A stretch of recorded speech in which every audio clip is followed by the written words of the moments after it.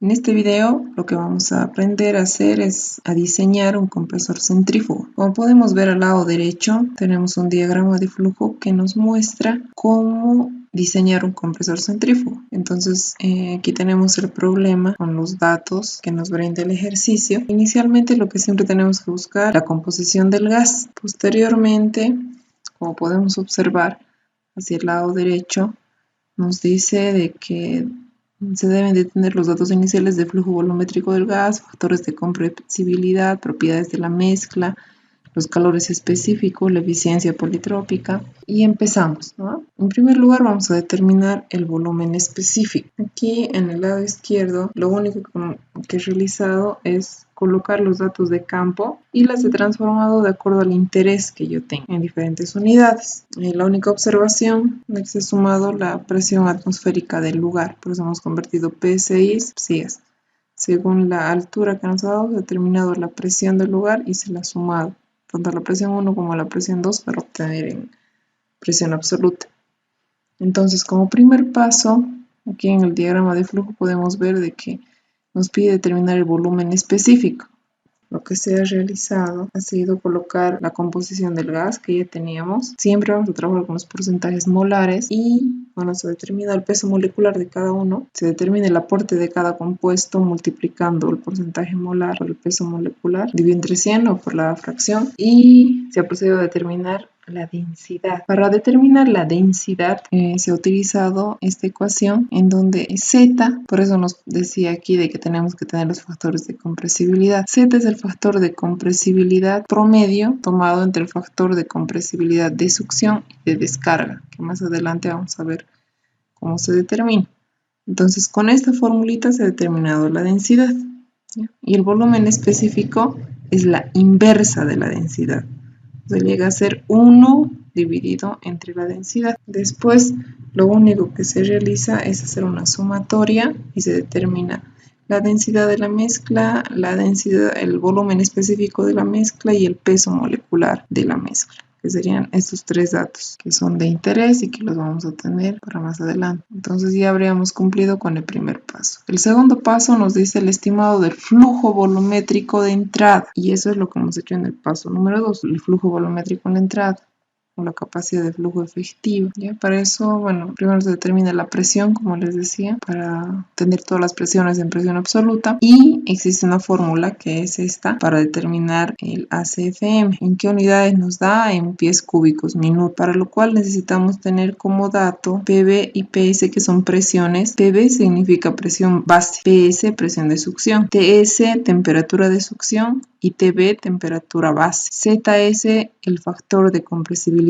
de succión y ZB el factor de compresibilidad base. Estos factores de conversión son para convertir miles de millones de pies cúbicos día a pies cúbicos minuto. Ahora necesitamos determinar los factores de compresibilidad ZS y ZB. Para determinar los factores de compresibilidad necesito determinar las propiedades críticas. ¿Ya? Las propiedades críticas las encontramos en tablas. Entonces aquí yo tengo presión crítica de cada compuesto, temperatura crítica de cada compuesto, aquí en Fahrenheit, en Rang. ¿Cómo calculo de la mezcla? Multiplicando la fracción por la presión crítica me da el aporte del metano en este caso. Así voy calculando para cada uno y después simplemente realizo la sumatoria total y obtengo la presión crítica de la mezcla y la temperatura crítica de la mezcla. Una vez que ya tengo estos datos, calculo la presión y la temperatura reducida con los datos de succión. ¿No ven? Tengo la temperatura de succión en Rankine, todo esto está en grados Rankine. Y aquí las presiones están en psias. Y después hago la división, ¿no? La presión reducida es la presión de succión dividida entre la presión crítica. Y obtengo los datos de la temperatura reducida y de la presión reducida. Ahora yo lo que tengo que hacer es seleccionar la correlación adecuada para determinar el factor de compresibilidad. Esto va a depender de los rangos en los que está trabajando la correlación. Por ejemplo, esta correlación de Papay es para rangos de una presión reducida que van entre 0,2 y 15 y una temperatura reducida que va entre 1, 2 y 3. Como ustedes pueden observar, mi temperatura reducida ingresa en este rango al igual que mi presión reducida. Entonces es idónea para mis datos. Aplicando esta ecuación, determino que el factor de compresibilidad en succión es 0.888. Ahora realizo un procedimiento similar, pero con los datos base, no de descarga, los datos base. La temperatura crítica es la misma que se calcula en la tablita. La temperatura base es la temperatura a la que yo tengo que entregar según el contrato, el gas. En este caso son 519 Rankine. La temperatura crítica de igual manera está en Rankine. La presión base es presión atmosférica del lugar y está en PSIA, al igual que la presión crítica. Y bueno, calculo la temperatura y la presión reducida. Y para escoger la correlación tengo que volver a mirar los rangos. Puedo utilizar la correlación de Giver, es una correlación que se ha desarrollado específicamente para el gas natural y va para presiones reducidas desde 0.02, como la que yo tengo, hasta 0.47, son para presiones reducidas relativamente bajas. Igual que las temperaturas reducidas, que va desde 0.98 hasta 1.77, y ambos valores que he obtenido yo ingresan en el rango, por lo tanto puedo aplicar esta correlación y obtengo un ZB de 0.997. Ya teniendo estos dos datos, puedo reemplazar en la ecuación original para calcular el ACFM. Este es el flujo volumétrico en la entrada.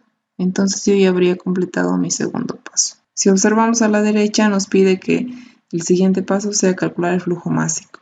Para calcular el flujo másico es que yo determino el volumen específico. Entonces calculo mi flujo másico, que va a ser la división del ACFM entre el volumen específico. Realizando esta división, obtenemos que el flujo másico es 33.82 libras masa por minuto. A continuación, en el primer recuadro podemos observar que el último paso es la estimación de la eficiencia politrópica. ¿Cómo hago eso? Bueno, ingreso con el valor del ACFM, que era 3000 aproximadamente. Aquí está el 1000, el 2000 y el 3000, ¿no? Entonces, si leemos en la gráfica, obtenemos una eficiencia de casi 77, podríamos decir unos 76.5 de eficiencia politrópica. Ya habríamos completado todo lo del primer recuadro que nos pide en este diagrama de flujo para el diseño de compresores centrífugos. Entonces, una vez que ya hemos obtenido, tal vez un paso extra que no está aquí es la selección del compresor adecuado, para lo cual lo único que nosotros necesitamos es tener la presión de descarga y el ACFM, como decíamos, es 3000 aproximadamente, entonces estaría aquí donde la línea rosada y cruza en las 1200 PSIas de presión absoluta de descarga. Si observamos este punto, que es en donde cae el compresor ideal, formaría parte del compresor centrífugo multietapa o bien el compresor reciprocante multietapa. Cualquiera de los dos sería acorde. Sin embargo, para efectos del tema vamos a diseñar un compresor centrífugo, entonces este sería el ideal, y en el ejercicio nos planteaban si trabaja al 100%, pero también que demos una opción en el caso de que quiera trabajar a un 50% de la capacidad. Un 50% de la capacidad involucraría que no sean los 3000, sino la mitad, que serían aproximadamente 1500 pies cúbicos minuto. Entonces, a 1500 pies cúbicos minuto, pues reduce un poco nuestro caudal o nuestro flujo volumétrico inicial, se acerca a los 1000 y la presión de descarga sigue siendo la misma, serían 1200 psi. Y si observamos el puntito ahora ingresa al borde del compresor centrífugo de etapa simple. Sigue formando parte del compresor centrífugo multietapa y del compresor reciprocante multietapa. Entonces estos serían los ideales, ¿no? Si es que se trabaja con el flujo volumétrico reducido a la mitad. Si continuamos con los puntos que nos solicitan en el diagrama de flujo, una vez de que hemos determinado la eficiencia politrópica, nos dice que se debe realizar el cálculo de la relación de compresión global, que no es más que la división de la presión de descarga entre la presión de succión. Haciendo esta división se tiene que la relación de compresión en este caso es 1.97 y si es menor a 4 se considera de que el proceso es en una sola etapa. En este caso entonces es un proceso en una sola etapa y ya yo obvio esta parte, este otro recuadro que tenemos aquí. Cuando la relación de compresión es mayor a 4 y se obtiene más etapas, en este caso las temperaturas de descarga y las eficiencias, igual que el flujo volumétrico, se van calculando para cada etapa, como dice aquí. Como no es nuestro caso, pasamos directamente a calcular o a determinar la temperatura de descarga. Para realizar la temperatura de descarga, como podemos observar, es un proceso iterativo. ¿Por qué es iterativo? Es iterativo porque yo no tengo la temperatura de descarga y en función a la temperatura de descarga y de succión al promedio es que yo calculo el valor de K. Pues K es una relación de las capacidades caloríficas a presión y a volumen constante. Entonces yo hago una primera suposición de que mi temperatura de descarga es 300 Fahrenheit, que es más o menos la temperatura mayor que podría tener un compresor centrífugo de una sola etapa, y hago un promedio entre mi temperatura de succión y la temperatura de descarga dividido entre 2 sería 200. A esta temperatura promedio yo tengo que buscar las capacidades caloríficas de cada uno de los componentes de mi mezcla. Una vez que he determinado los CPs, multiplico por la composición, por la fracción de cada uno, luego hago una sumatoria y obtengo el CP de la mezcla. Este CP de la mezcla es el que aquí se denomina MCP.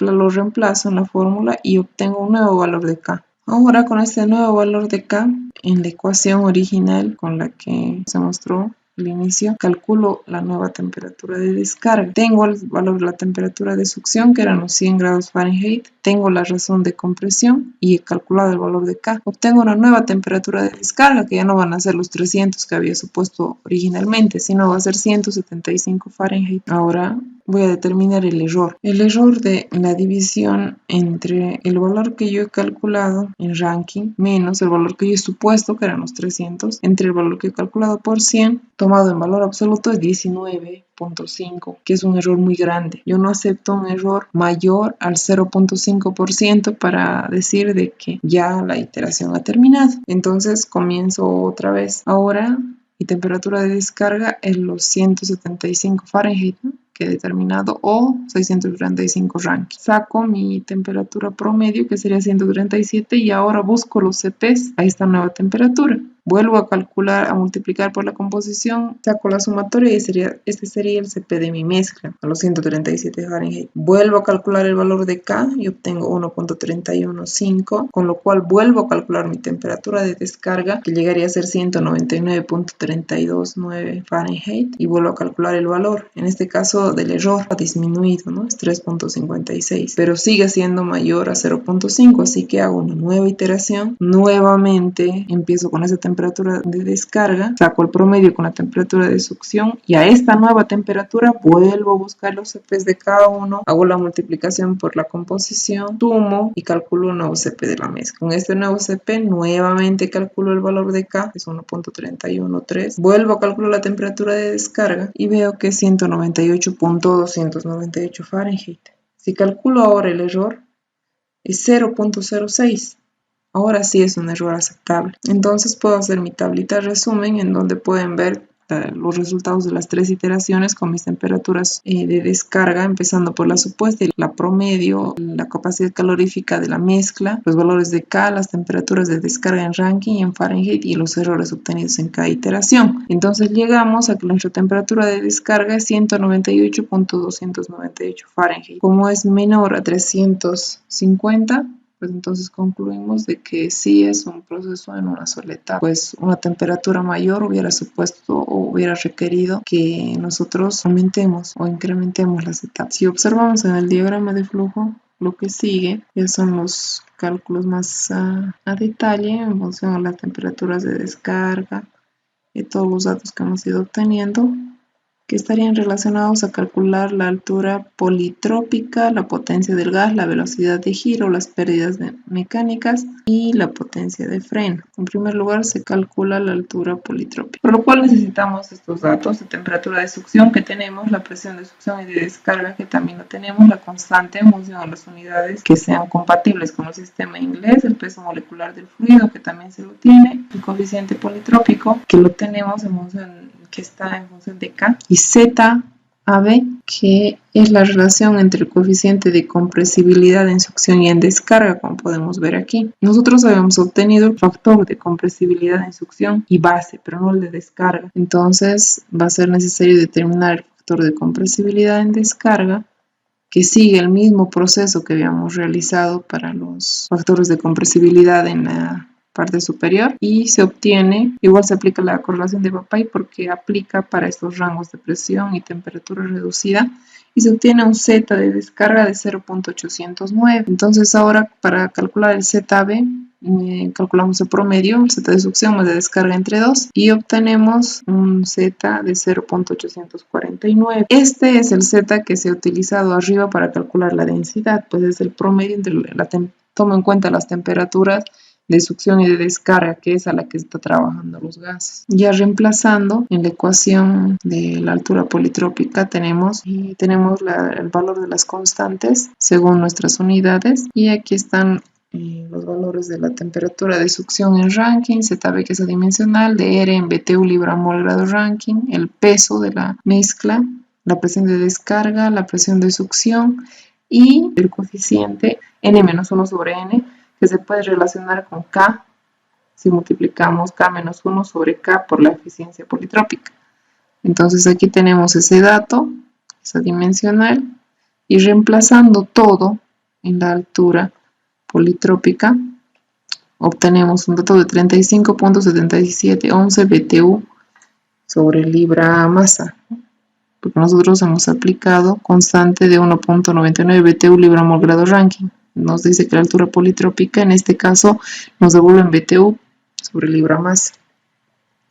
Y si queremos la altura en metros, pues utilizamos otras unidades en el sistema inglés, y en este caso tenemos igual la altura politrópica en metros. Cualquiera de los dos es válido, depende de nuestros requerimientos. Para determinar la potencia del gas, no es más que reemplazar el flujo másico, la altura politrópica, la eficiencia politrópica y el factor de conversión de energía. Realizando este reemplazo obtenemos que la potencia del gas es 0.463. Para determinar la velocidad de giro, pues se aplica la ecuación que están observando aquí, en donde D es el diámetro del impulsor en metros, QG es el flujo volumétrico del gas, que se obtiene de la conversión del ACFM, que esté en pies cúbicos minuto, a pies cúbicos segundo. U es la velocidad de la punta del impulsor. Esta velocidad de la punta del impulsor tiene un rango de trabajo que es entre 250 y 300 metros segundo, o su equivalente en pies segundo. Yo he tomado la velocidad más baja, se puede tomar un promedio, la más alta depende de los requerimientos del sistema. Para el cálculo de D, que es el diámetro del impulsor, aplicamos la fórmula que podemos ver aquí, y bueno, N por último aplicamos para determinar la velocidad de giro, y obtenemos un resultado de 13.779.35 revoluciones por minuto. Las pérdidas mecánicas las determinamos con las fórmulas que podemos observar en la pantalla, en donde el dato que nosotros desconocemos sería SL, y obtenemos de acuerdo a la capacidad de SFM, ¿no? Nuestro flujo. En el caso de que esté como en el caso nuestro, entre 1250 y 4225 pies cúbicos minuto, aplicamos los coeficientes de 0.174 para BL y 0.093 en SL. Aplicamos las fórmulas y calculamos, ¿no?, las pérdidas en cojinetes y las pérdidas en sellos. Finalmente determinamos la potencia total del freno, que va a ser la suma de la potencia del gas más las pérdidas en sellos y cojinetes, y tenemos una potencia de 51.159 HP. Bueno, finalmente el último cálculo que realizamos es el número de impulsores. Para esto dividimos la altura politrópica entre 9000, pero esta altura politrópica tiene que estar sí o sí en metros. En este caso tenemos un número de impulsores de 0.94, que equivale a un solo impulsor necesario para desarrollar las condiciones que nos piden en este ejercicio. Si observamos nuestro diagrama de flujo, esto sería lo último que ya se nos solicita, calcular el número de impulsores por etapa. El llenado de la hoja de datos solamente es hacer un resumen de todos los datos que hemos obtenido, y en función a eso ya sacamos las especificaciones técnicas, o si necesitamos ejecutar algunos planos, manuales y demás para realizar la adquisición de un compresor de este tipo. Muchas gracias.